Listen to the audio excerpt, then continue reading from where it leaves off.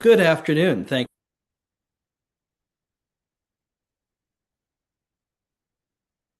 you all for joining Armageddon and how we might find our way to better elections and even more representative politics. We will get started in just a couple of moments. Let's give people a chance to jump in. We have a terrific panel. This will be a great discussion. We're also just going to grab our third panelist from the audience and bring them on stage. This is a little bit like The Price is Right here today. Cliff, come on down. Um, and then we will get started.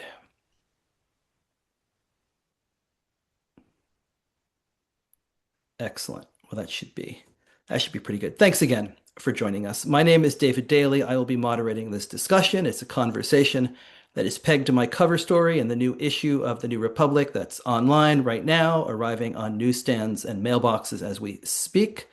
Butchering Democracy is the terrific headline that goes with some truly unforgettable art. The art department has outdone themselves with this one. We have an amazing panel of reformers and thinkers with us today. I am very excited that they can join us and that we can learn from them. I have been writing about redistricting in the state of American democracy for a decade now, first with my 2016 book, Rat F, in case there's any kids in the audience, Why Your Vote Doesn't Count. Most recently with the new book, Anti-Democratic, Inside the Right's 50-Year Plot to Control American Elections, a history of the Supreme Court and voting rights that conveniently enough has just arrived in paperback in time for all of your uplifting holiday gift giving. We have never seen a moment quite like this. The mid-decade redistricting that's underway nationwide in red states, in blue states, is historic and it is unprecedented. It is wiping some of the last competitive seats in the nation off the board. As we speak, lawmakers in Indiana are working towards a 9-0 Republican map that would erase 2 Democratic seats. Ron DeSantis and Florida are eager to join the chat next. As early as next week, the U.S. Supreme Court could decide whether the Texas map that kickstarted all of this is allowable as a partisan gerrymander or crosses the line, which still exists for this moment, as a racial gerrymander. And perhaps next month they may decide that they have no problem with racial gerrymandering either. The result is a locked, frozen map of blue delegations from blue states and red delegations from red states. It threatens fair, and in some states, perhaps all, representation for communities of color. It is undoing some of the most exciting and hopeful political reform movements we have seen in some time, and it could determine which party wins the U.S. House in the 2026 midterms before a vote is even cast. It is, in some ways, a bleak moment for all of us who care about free and fair elections, but also about the power of political reform, the importance that all of us cast meaningful votes, and the bedrock principle that the will of the people be heard. But I carefully selected this panel today because these are not partisans. These are not doom scrollers. They have one actual reform. They have a vision for the future. They have shown that activism and education and awareness leads to big structural change and can stare down those who would remake the rules and lock themselves in power. They are here. We are here to move forward. Let's talk about what can be done. We want your questions. There is a Q&A function below. We'll get to as many as we can. Let me jump in by introducing this brilliant group. Cliff Albright is a political economist, speaker, and award-winning activist as the co-founder and executive director of Black Voters Matter and the Black Voters Matter Capacity Building Institute. He is a leading expert in voter mobilization, economic development, and building Black political power. Cliff's work bridges the history of the voting rights movement with today's urgent fight against voter suppression, driving strategies that strengthen communities and expand democracy. Lee Drutman is the author of Breaking the Two-Party Doom Loop, The Case for Multi-Party Democracy in America. He is a senior fellow at the think tank New America, a lecturer at Johns Hopkins University, the co-host of the podcast Politics in Question, the co-founder of Fix Our House, a campaign for proportional representation in America, and the co-founder of the Center for Ballot Freedom, which advocates for fusion voting. He writes the newsletter Under Current Events, somehow amidst all of those things. Katie Fahey is an accomplished changemaker and leading voice in grassroots civic reform, known for turning citizen action into constitutional change. She is the executive director of the national nonpartisan organization, The People. She is the founder of Voters Not Politicians, the movement that successfully ended partisan gerrymandering in Michigan by amending the state constitution with 61% of the vote back in 2018. Her journey was featured in the critically acclaimed 2019 documentary Slay the Dragon. Let's get started. I want to start at with what people sometimes do at the end. I want to start with a little bit of a speed round just because I want to move forward, but I feel like there's some things that we just have to get out of the way first. The order I'm looking at you is Lee, Katie, Cliff. So let's go in that order during this quick speed round. What started this? In a sentence or two, why are we here? Well, it goes back a pretty long way. Yeah. We unthinkingly have had single member districts for a very long time in this country. I guess it goes back to like the 14th century when the early British Parliament just had these borough elections, which were just like simple winner take all elections, and that's really the origin of it. And we've just sort of unthinkingly carried that forward all these years, and now here we are at the hopefully the logical or illogical conclusion of it, but could get more illogical. Katie, start us off closer than the 14th century. Oh no. All right. Well, I do think there's a systemic flaw in the fact that politicians get to choose which voters they want in their districts. I think that's the simplest way to put it. When you are getting to run in the next election, there is so much self-interest in deciding where we're at, followed by the quick fact that we've got a two-party system and a severe lack of incentives for politicians to care about anyone besides primary voters. But I think for this mid-cycle piece, getting to kind of present day, I think Donald Trump looking at a strategy for how do I ignore the will of the voters and find a way to get more seats to make sure that he can stay in power and keep a majority. I think that's the simplest way of kind of how we got to this piece for mid-cycle redistricting. Cliff? Yeah, so I'm a split the difference. I'm gonna come in somewhere between Lee and Katie. I was actually gonna say we got to hear probably starting in 1870 when the 15th Amendment was passed, um, or followed up by the end of Reconstruction in 1877. But I think all of these answers, are all true, right? I mean, Lee is absolutely right that there's a structural flaw in winner take all. I think I'm right in that a lot of this goes back to what will the voting status of Black folks in this country be, and by extension, people of color, right? And I think that those two flaws combined bring us to Katie's point around you get a particular person in the White House who's willing to say, not just go find me 11,700 votes, but go find me 5 seats. Go find me 10 seats. Go find me. So all three of these answers are actually correct. I like how you've done that. That's fantastic. Let me jump into this first round of questions.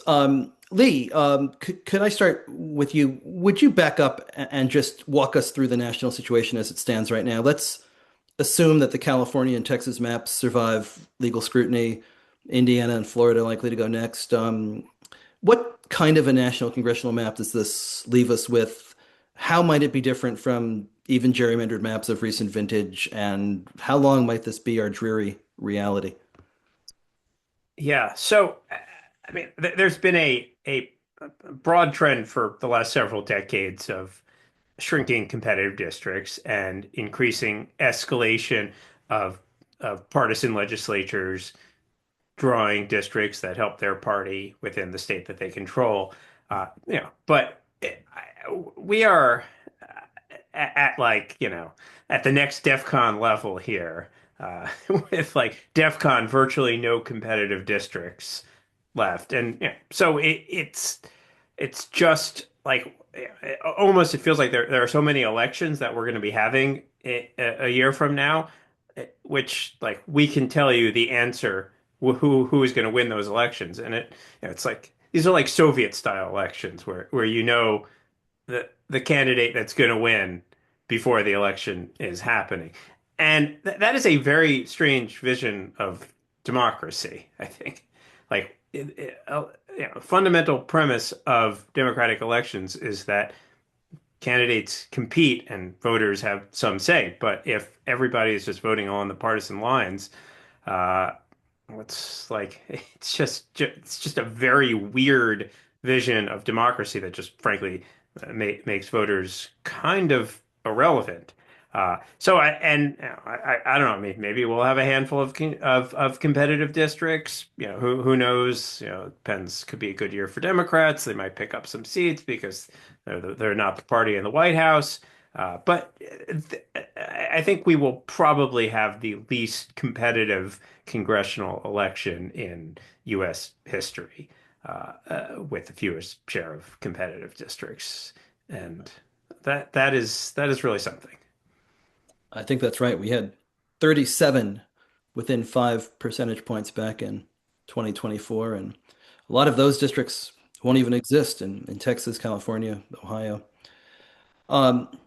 Katie, there's a new Politico poll that shows both Democrats and Republicans now support gerrymandering to help their side gain midterm seats. And I've never seen numbers like this for the decade that I've been working on this. Maybe it's an outlier. Polls all fall showed voters still hate gerrymandering and have favored an independent process.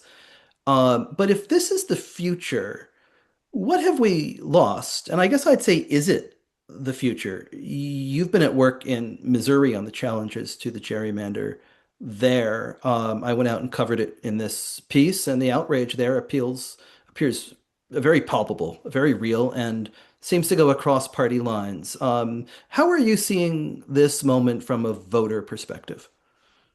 Yeah, I think it has been definitely interesting and kind of shocking to some of us who've been in the redistricting realm for a little bit, because traditionally the polling shows that across the aisle, politicians choosing who their voters are is unpopular. People want voters, not politicians, drawing those lines. And shout out to Walt Sorg, who I know is here, who came up with voters, not politicians, the naming. But I on the ground, both in Missouri, you can tell that the polling must be indicating that, because there are texts going out really speaking to try and make people afraid of the other side, and saying that gerrymandering is a good thing. Even in Utah, there's paid folks on the ground who are trying to get rid of the initiative that passed for them in 2018, and they're creating very partisan messages saying, don't let the Democrats do this to us. And even in the more liberal areas, trying to say this is the only way that we can make sure that gerrymandering, can't be done to us. So it's unfortunate to see that reality. And I think what it speaks to what we've lost, which I think is a really good way to word it, is just that, like, we've lost hope as Americans. I think we feel so helpless by how broken and dysfunctional that politics is, even though we strive for wanting a country that isn't broken, that I think people are just kind of saying, this is the only way I can win. The only way you can win is by playing the game or making it more broken. And I think people are feeling so not listened to too, and feeling again stuck with only their option of a political party, that it's like, okay, if there's any chance of seeing daylight at the end of this, I have to make sure my party's in power. I really hope it's not the future of America. Because if it is, I think we have lost our attempt at representative democracy. I think we have lost, if we lose the American people and them wanting and constantly trying to strive for a better place that's more equal and all of that, like, which gerrymandering is the opposite of, I really think we're in trouble. But I don't think we're lost. I'm on the ground in a lot of states helping folks working on this. And although I think, as we think about the states where they are out of power, people still want change. So even in places like Missouri, there's a strong effort to repeal the maps that have happened. That's the People Not Politicians campaign in Missouri. And there's a lot of talk on the ground, nothing official yet, but of people wanting to do a ballot initiative to then create an independent redistricting commission. And not because they think the independent redistricting commission is going to be rigged for one party or another, but because they really still want to strive for what that can mean for them. And I think that, our Declaration of Independence, the most state constitutions, all kind of start with at the very top of it this concept around people being the ultimate power, the consent of the governed, all political power is inherent in the people.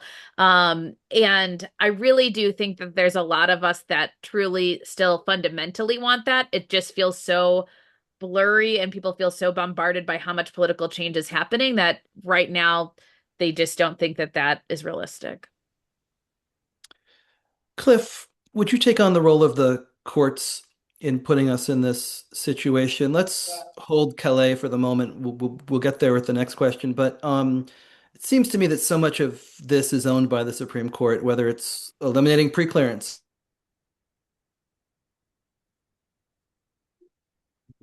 for maps in the Shelby County, incentivizing states to go all out, and giving lawmakers this out, right? We're just doing a partisan gerrymander when really what they're doing is a racial gerrymander. Right. No, you're exactly right that this has been a steady decline. Let me first say I should have said hi. Thank you for having me, David, and hi to Lee, who I've been on panels with before, and Katie. I'm not sure if we've been in the same space, but definitely glad to be here with you. Yeah, I mean it's definitely been a slow decline, a slow but steady decline that's been led by this court and arguably led by the Chief Justice of this court, right, who has been trying to get rid of the Voting Rights Act ever since he was an official in the Reagan administration. And so, yes, throughout all those cases, that's why one of the things I often say is that there's no scenario where we deal with these attacks on our democracy, any of these attacks, whether it's voting rights or presidential immunity or anything that doesn't involve some level of court reform. Because we're simply in a situation where we have a court that is not even trying to pretend to be objective, really. It is essentially an arm of the Republican Party. That's why I put a lot of blame on the court, but in reality, it's the court literally working hands in hand with state legislatures and with a federal administration and with the Congress that they've just been working hand in hand. So much so that in fact, when we look at the timing of some of these decisions, and I know we're not going to Calais yet, but just in terms of the timing of some of these decisions, or even the past decisions, even the good decisions when they've gotten it right, they've gotten it right too long, or they've gotten it right and they said, you know what, yeah, this is a violation of voting rights, but you know what, we're so close to the election, we're just going to let it slide for a couple of years, right? And so, so yes, a lot of this is on the court, but again, it's by no means the court working in isolation. I think that's exactly right. Especially court reform. I see some questions coming into the chat, so let me just encourage you to continue putting them in there as we go. And now, Cliff, why don't we jump into Calais? Would you explain this case that the court heard last month and what the stakes could be? I'm not sure we're talking about the dangers and what's at stake here enough, both from a political perspective, but also from the perspective of representation. This could really wipe out seats held by Black members of Congress across the South almost entirely. And from a partisan calculus, it could be an additional 12 to 19 seats. Some people have suggested that could be one there. I know it's a complicated case, but take a crack at it. Yeah, I'll give the Cliff Notes version. To understand the Calais case, you really have to go back to a previous case, which was the Landry case, which basically was, black voters and organizations, civil rights groups suing to get fair representation in Louisiana, where black folks make up 30% of the population, almost one third, and yet only had one out of six of the congressional seats, or a chance to elect the candidate of their choice in one out of six of those seats. And so that lawsuit was filed. Um, Surprisingly to some, it was found that there should be an extra district. An extra district was created, and that took place in the last election. And so there are currently, as we speak, there's two seats that are held by black representatives, people who were selected by districts where black voters had a chance to pick candidates of their choice. Well, lo and behold, white voters in the district sued and said, wait a minute, or in the state sued and said, wait a minute, this should not have been done because it's a violation of the 14th Amendment. Now, keep in mind, one of the points that I often make, when these arguments are made about the 14th Amendment, which similarly was used to get rid of affirmative action in education with that case last year. But the 14th Amendment, we often say in common parlance, when somebody fails to do something that was really their specific thing to do, we say, look, you only had one job, right? You had one job, right? And you couldn't get it right. The 14th Amendment had one job, right? Which was to protect the rights, citizenship, and due process for those who have been recently emancipated, the former enslaved, right? And then the 15th Amendment, similarly, to guarantee that the right to vote would not be taken away on the basis of race and all these other things, which everybody in the country has benefited from. But it's so ironic that then that very amendment then gets used today to say, oh, wait a minute, you can't use race in order to make sure that you get fair representation, right? It's particularly ironic and hypocritical when then you have justices who fashion themselves as original intenters, right? Always wanting to talk about what the original intent of the constitutional amendment was. And yet somehow when it comes to the 14th Amendment, the original intent becomes kind of flexible, right? And so, but that's the essence of this case. White voters saying that the Voting Rights Act, or particular Section 2 of the Voting Rights Act, which is what really gives the power to say that there needs to be fair representation, right? And that these voters need to have be able to elect candidates to their choice. That there's a real possibility that that section could be gotten rid of. Now, again, mind you, as you just talked about the history of these Supreme Court cases, when Roberts in the Supreme Court in Shelby basically got rid of Section 5, part of the argument was, what you got to worry about? Yeah, we're getting rid of preclearance, but look, you still have Section 2. What's the problem, right? Relax. And so here we are now, where Section 2 itself is under attack. But this has some very serious ramifications, as you said, and we just released, not just last month, released a report along with Fair Fight that outlines what the impact of getting rid of Section 2 could be. Potentially 19 seats that are explicitly protected by the Voting Rights Act. When you look at this wave of mid-decade redistricting that's been taking place, they have squarely been using racial gerrymandering and trying to get rid of quote unquote black seats or seats that black communities pick, right? But they've been doing it in a way where they've avoided some of the seats. For example, in Missouri, they went after the seat that was in the section where Kansas City, where black voters largely in Kansas City elect somebody there. It's been held by a black representative for years and decades. But they didn't go after the other seat in the St. Louis area, the seat that Cori Bush used to hold. Why? Because the St. Louis seat is the seat that's actually protected explicitly by the Voting Rights Act. The Kansas City seat was not.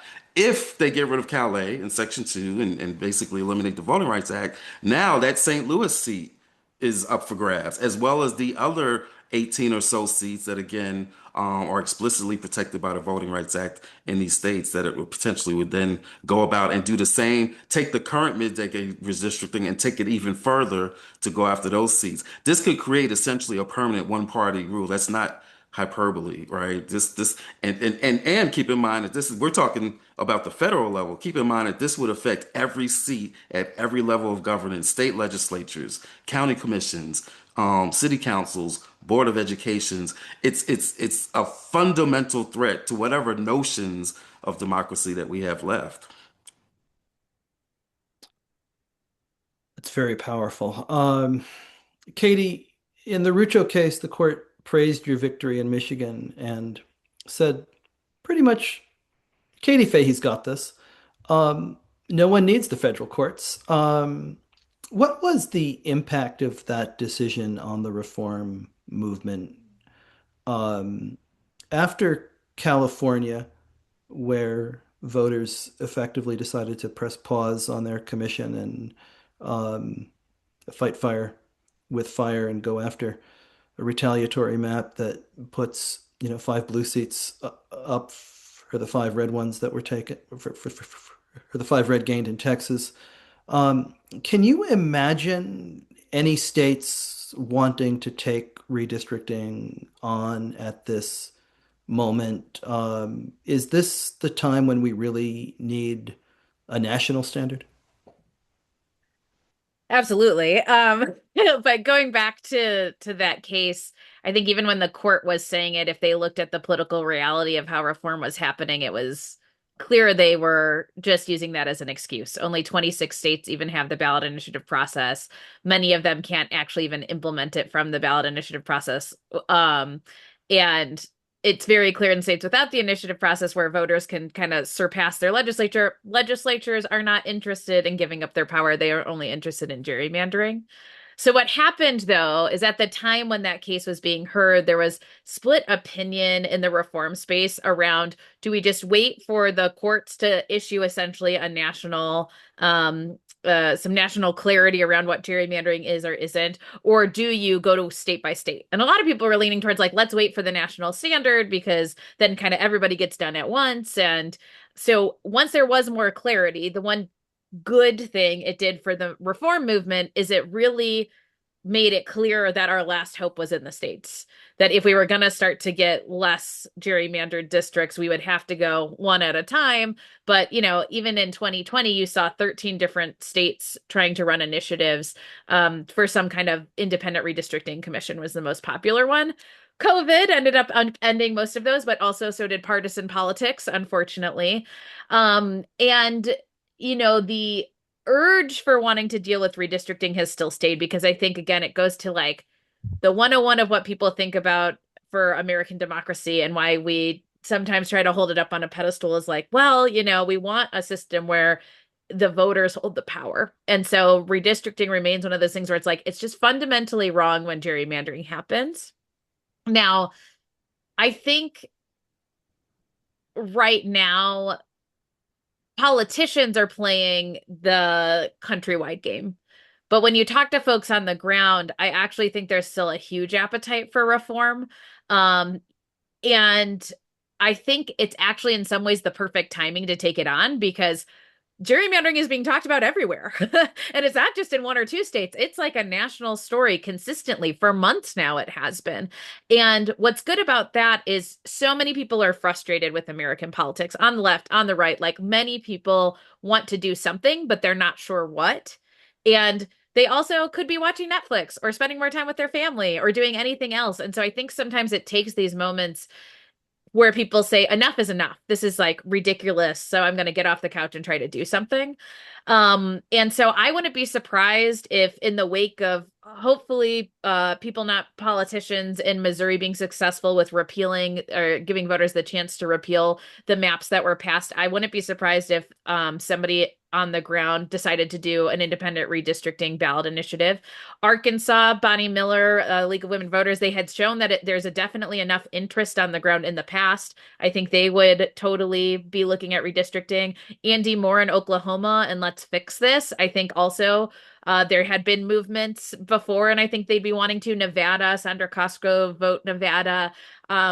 They've been talking about it. I know that there's lots of volunteers meeting across the state around this. I've heard rumblings in Florida and North Dakota. I mean, I think there's still a really strong base. Illinois, Pennsylvania. Like, I think there's still a strong base of voters who are fed up of not being represented and are saying, I don't care what it takes. Like, until we fix this systemic flaw, nothing's going to change.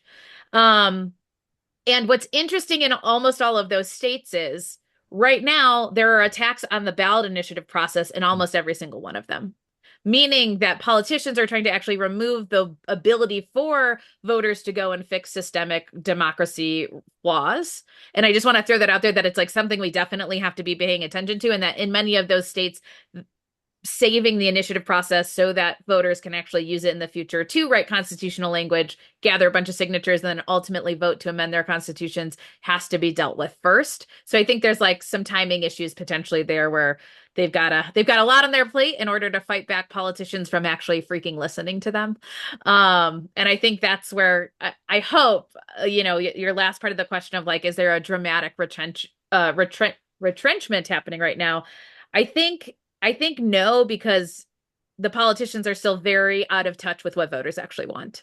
And I think that I interact with probably thousands of people within a week span, again, and across all these states, who are willing to put their time, energy, money into trying to fight for a better future for themselves and like decades of folks to come. And what's exciting is that I think what we were able to show in Michigan is that if you can get that win, it can fundamentally shift how politics starts happening in your state. It's exactly right. And I think that the ballot initiative question there is an important one as well. They lock themselves in office and then try to pull the ladder up from outside to make sure no one can pull them out. Um, Lee, is there opportunity in this moment? Is it possible that we have reached rock bottom and maybe that opens the possibility for big reform, that a maximally gerrymandered map of all Democrats in Maryland and all Republicans in Indiana leaves voters so frustrated and lays the problem of single member districts so bare that we might approach a moment of real structural change? What would that structural change look like? What's the reform that solves this problem?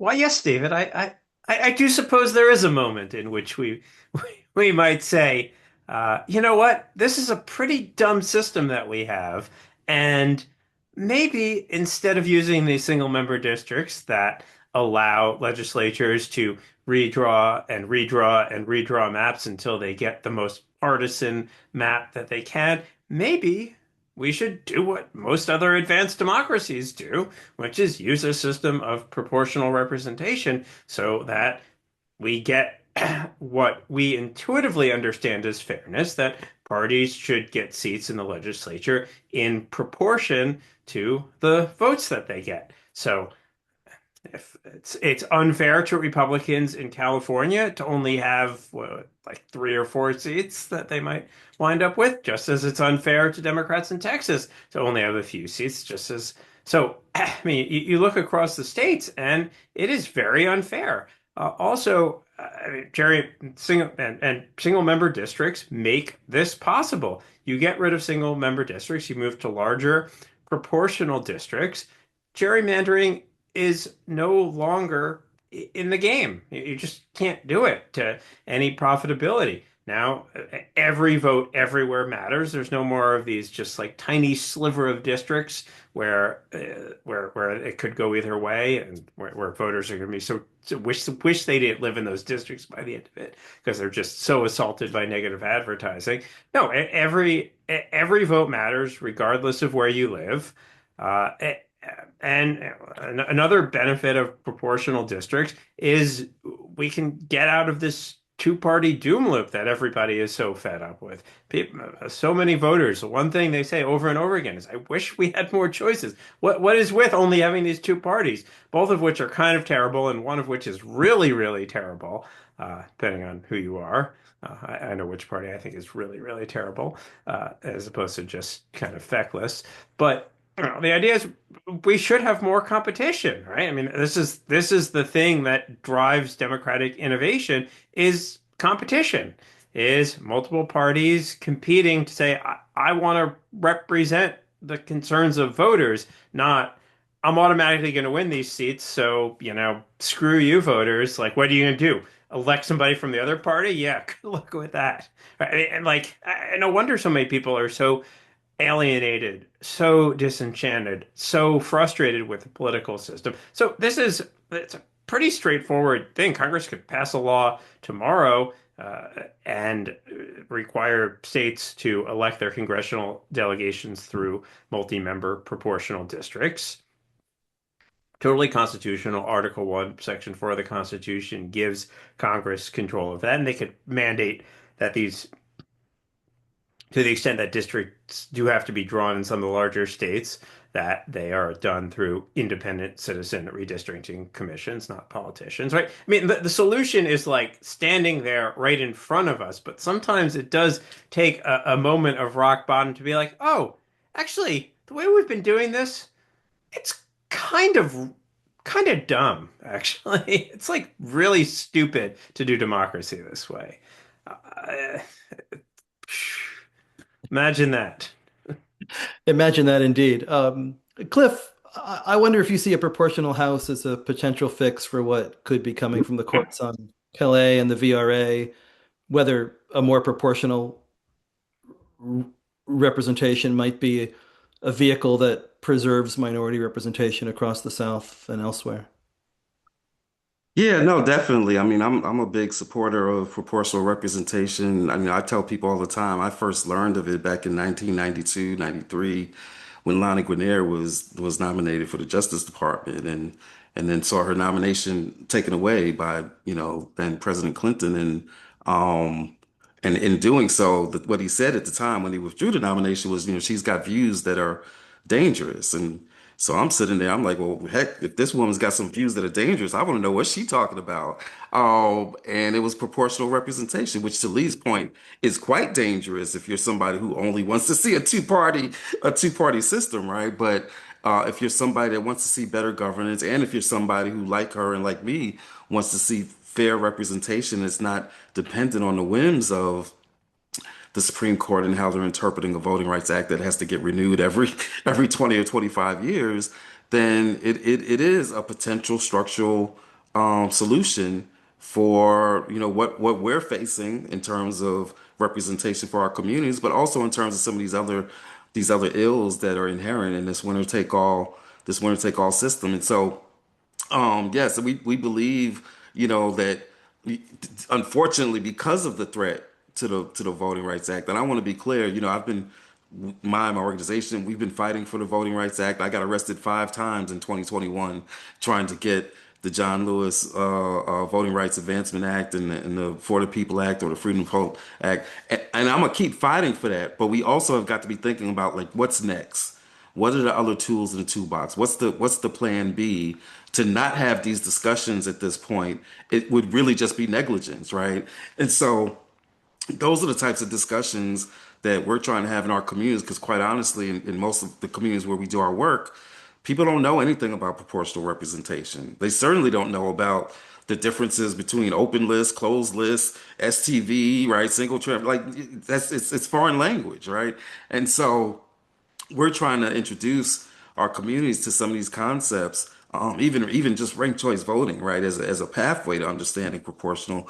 But those are the conversations that we're trying to have. I do want to just, since I mentioned the voting rights legislation in 21, I do want to mention to, the point that Katie was making, or not necessarily the point that she was making, but what she referenced in terms of how you've seen the shift of people saying, yeah, let's go on, let's do the mid-decade, let's do our own gerrymander, right?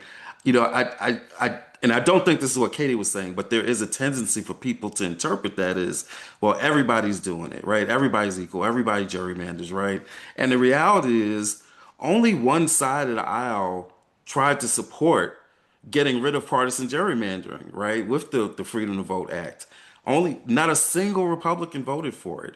Even now, even in these efforts, part of the reason it's harder to fight fire with fire in the blue states is because it's mainly the blue states that have done these independent commissions, right? Which are now tying their hands. And so it's not even so much that everybody's saying, I want my side to win, but you've got some folks saying, I need my side to fight back, or else we'll never ever have a chance to win again in the future. Like California could have said we're going to go after 6 seats, but they went after 5, just to match what Texas was doing. And there's no blue state at this point that is trying to do some overreach of trying to exceed what the red states are doing with the mid-decade redistricting. So yes, I agree that it's a situation where basically the whole bottom can get lowered, right? Some people call it a race to the bottom, but if we don't engage and fight back at some point, then there will be no bottom. Like literally. And again, that's not exact. They've literally shown us what their end game is.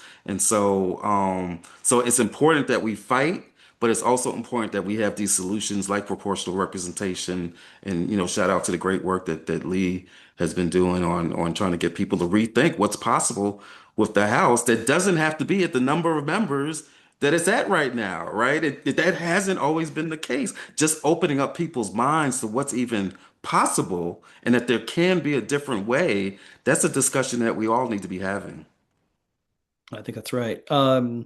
It's a good moment for me as well to plug the cover story in the new issue of the New Republic, which goes pretty deep on a number of these states where these fights are ongoing, but also into uh, attempts in Arizona and Ohio and Florida to subvert reform and to continue gerrymandering even after voters and courts said you have to stop.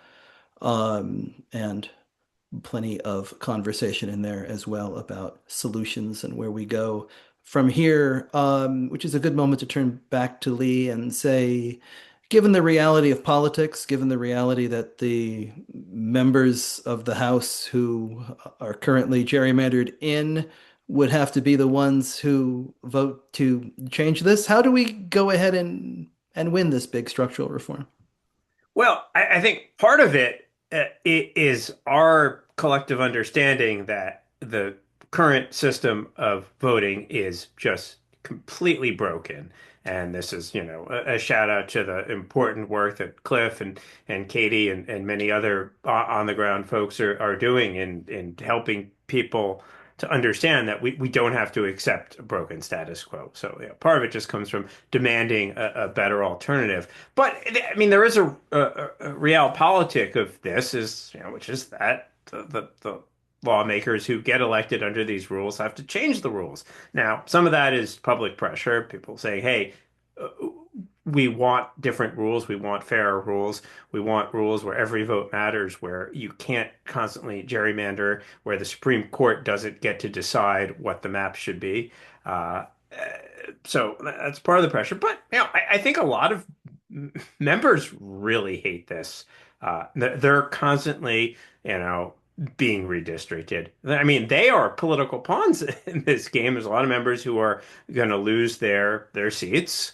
A lot of members who, if not now, maybe next cycle, certainly, in 2030, and they hate this constant redistricting. Also, you may have noticed that members of Congress are retiring at record levels because it is a freaking miserable job these days.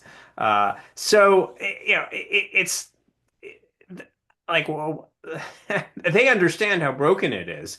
So I think that we are reaching a moment where many members of Congress are more willing than ever to say, maybe we should do something differently. There is, I think, a clear understanding that we are in a democratic crisis. And in a moment of crisis, you open up your mind a little bit and you say, hey, maybe we don't have to do things the way we've always done them because this is the logical conclusion. And I mean, work like yours, David, really laying bare where this is all headed and just how messed up this is. I think just really create a collective narrative that it's if we don't change, we are cooked as a democracy. And so I think we just have to keep having conversations like this, keep making clear demands. And, I mean, I am encouraged. There is a new generation of folks who are getting into politics, who are, who are just much more open to rethinking things. There is a generational fight. Younger people are certainly more open to big changes. So, I think this could be a defining issue of the next few years. I really do. Especially, I mean, I think that the court in probably, I mean, almost probably striking down Section 2 is courting its own backlash that will further activate reform. So there's only so far you can push things before you court the backlash. I mean, people are fired up in this country, and I think we're not gonna take this forever. Katie, you've actually won reform. 61% of the vote in Michigan. That means you brought Democrats, Republicans, and independents to the table. What do you think? How do we win big structural reform? How do we win a national standard and fix this? I think in this moment, we have to let the American people lead. I think all of this keeps trying to subvert their will, or instead of listening to them and like delivering election results, it's just like, oh, just gonna move this line and completely ignore having to work on getting you to want to vote for me.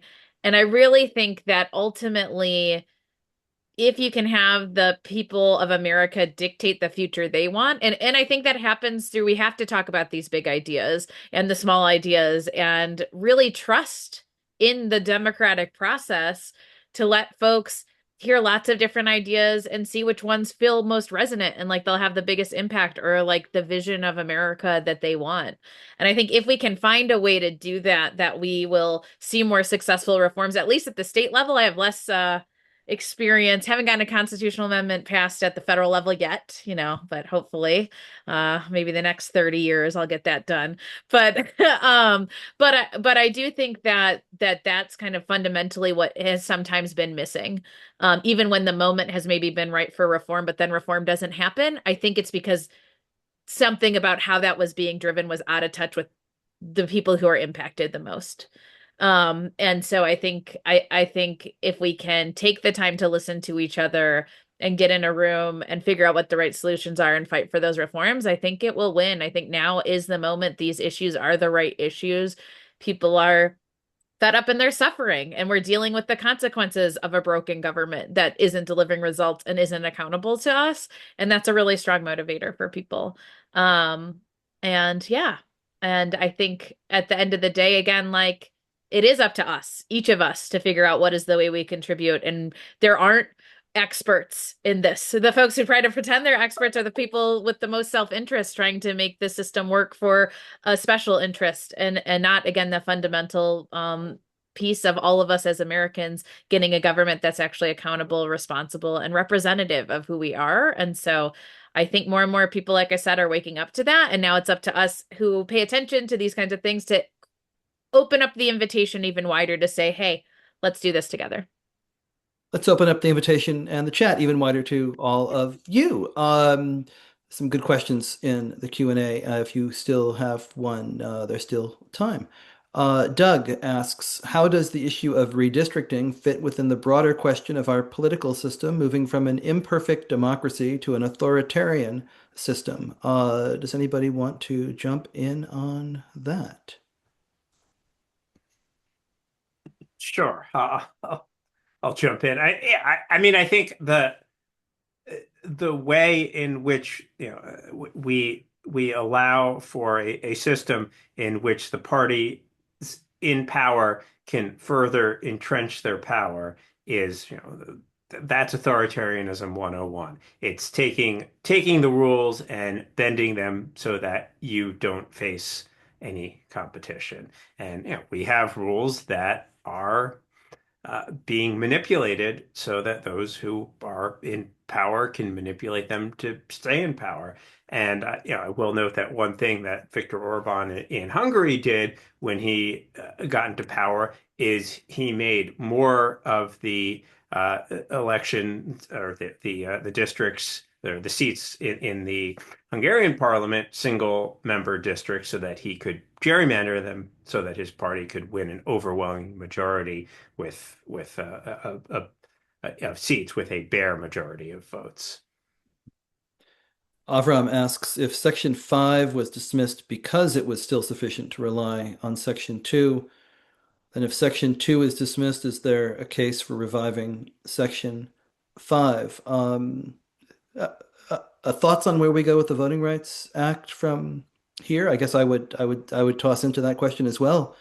when the Voting Rights Act was reauthorized in 2006, it seemed like a long time. It was 25 years. Even that the reauthorization expires in 2031. I wonder what the appetite will be and what the congressional makeup will look like then. Cliff, any thoughts on where we go from here with the Voting Rights Act? Yeah.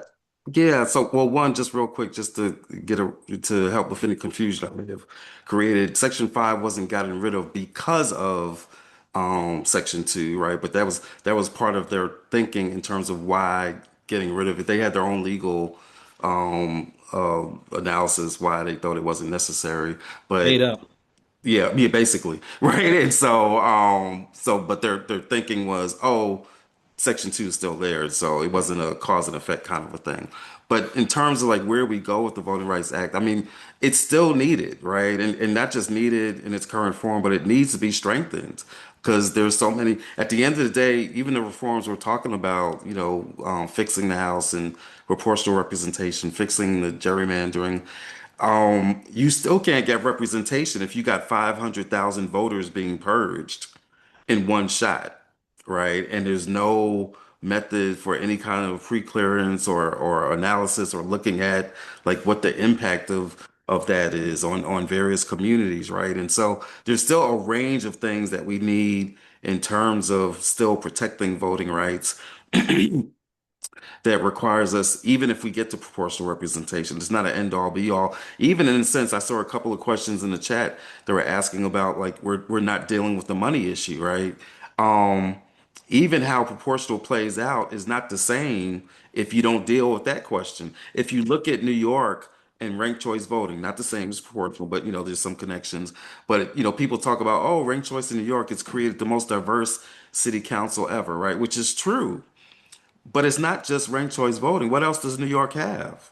They've got public financing of campaigns, which opens the door for more people to be even in the discussion. And then you layer that with ranked choice or proportional or something like that. And now you've got two tools that help get you to more diversity that opens up the door for more access. So it's about understanding how all these tools need to be used together. The structural, the representation, the districts, the role of money in politics, all of that is connected if we're going to get this democracy closer to what it what we've thought it was and what it needs to be. How would you go about reforming courts, Cliff? You mentioned court reform being a key piece of that earlier. We've got a couple minutes left. I wonder if you have a three-part plan. Well, yeah, we'll have to come back and do a whole new webinar on that one. But Let's I do think it. certainly, looking at the size of the court, again, just like the House, it's not written in stone that it has to be 9 members, right? Um, FDR talked about expanding the court. I don't think we should be afraid of talking about it in this moment in time either. Looking at term limits, maybe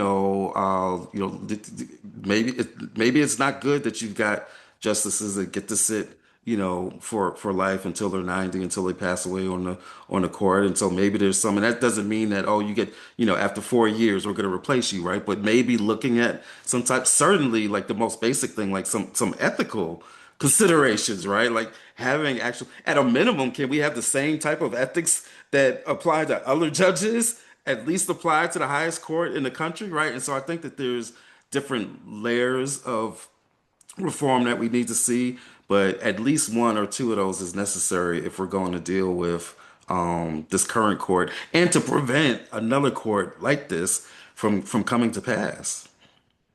NASCAR style patches, I think, is what they should have to wear for who funded their vacation, who paid for their friend's education, who bought their mother's house.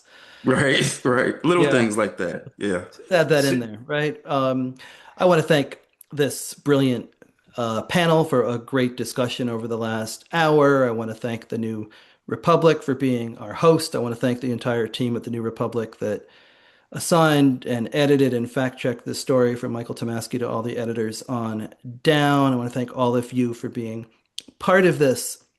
There will be another New Republic webinar January 6th That's a famous day.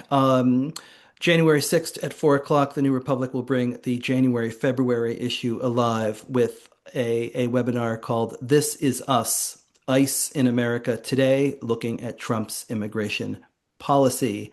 You can buy the current issue of the New Republic on newsstands everywhere with Butchering Democracy. Just look for the really vivid, visceral cover. It's also online, of course, as well. Thank you again to Cliff and Lee and Katie and all of you for being part of this. And I'd encourage you as well to learn more about structural reform over at fairvote.org, where I spend my days as a senior fellow. Thanks again, everybody. Thank you. Thank you. Thank you.